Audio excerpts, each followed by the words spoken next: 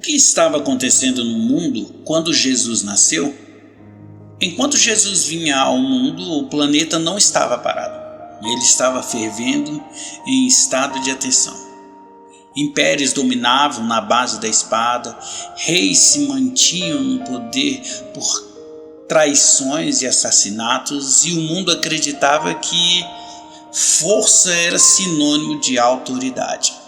Roma governava o Mediterrâneo, a Pérsia desafiava Roma no Oriente, a China era protegida por uma muralha gigantesca e povos de todos os lados buscavam sentidos para a vida em religiões, filosofias e rituais.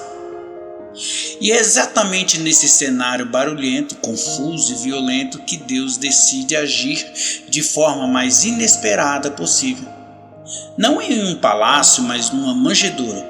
Não por meio de um imperador, mas por meio de um menino.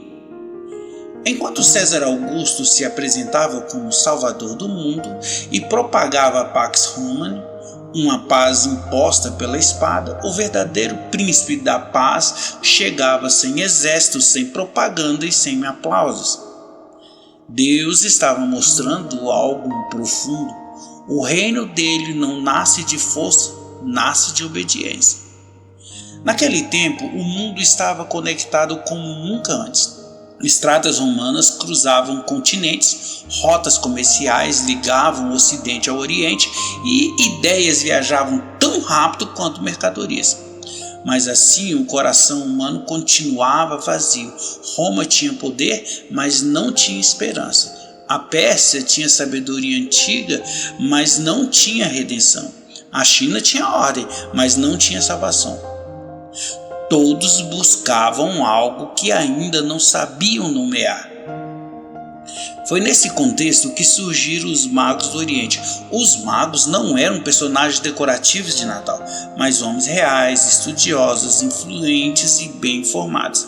Eram estudiosos persas, homens que observavam os céus e criam que Deus fala também através da criação. Quando viram um sinal incomum no céu, entenderam algo decisivo havia acontecido na história. E enquanto muitos religiosos estavam perto demais para perceber, foram estrangeiros que caminharam longe para encontrar Jesus. Isso nos ensina algo muito forte.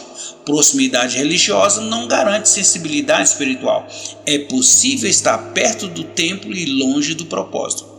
Jesus não cresceu em Jerusalém, mas em Nazaré, uma vila pequena, quase invisível, porém Nazaré ficava próximo de uma das rotas mais importantes do mundo antigo, a Via Maris, por onde passavam soldados, comerciantes, estrangeiros e notícias do mundo inteiro. Ou seja, Jesus cresceu simples, mas atento. Ele viu o mundo passar diante dos seus olhos. Nada disso foi por acaso. Deus estava formando um Salvador que falaria com judeus, romanos, gregos e estrangeiros. Um Cristo que entenderia gente, dor, cultura e esperança. Quando chegou o tempo, aos 30 anos, Jesus saiu do anonimato. Ele foi batizado no Rio Jordão, o ponto mais baixo da terra, ensinando que quem quer viver o céu precisa aprender a descer em humildade. Depois enfrentou o deserto, o silêncio e a tentação, porque ninguém ministra verdadeiramente sem antes vencer batalhas secretas. Então ele começou a andar pelas cidades, tocou leprosos, restaurou mulheres feridas, acolheu pecadores e confrontou sistemas religiosos vazios. Ele não pregava um Deus distante, mas um Pai próximo. Não oferecia religião, oferecia vida. Mas quando Jesus entrou em Jerusalém, ficou claro. O reino de Deus confronta o reino dos homens. O povo queria um libertador político. Jesus ofereceu redenção espiritual. O resultado foi frustração, rejeição e traição. Ele foi preso, julgado de forma ilegal, humilhado e crucificado. A cruz não foi um acidente, foi o centro do plano. Ali, o poder humano achou que estava vencendo, mas o céu sabia, era o começo da maior vitória da história. Quando Jesus declarou está consumado, ele não estava desistindo, estava cumprindo. A morte não venceu. Ao terceiro dia ele ressuscitou, transformando medo em coragem e dúvida em fé. Homens simples pescadores e cobradores de impostos passaram a mudar o mundo, usando as mesmas estradas romanas criadas para dominar povos. Eles levaram uma mensagem que nenhum império conseguia silenciar. E aqui está a aplicação para nós hoje. Deus ainda entra na história do mesmo jeito.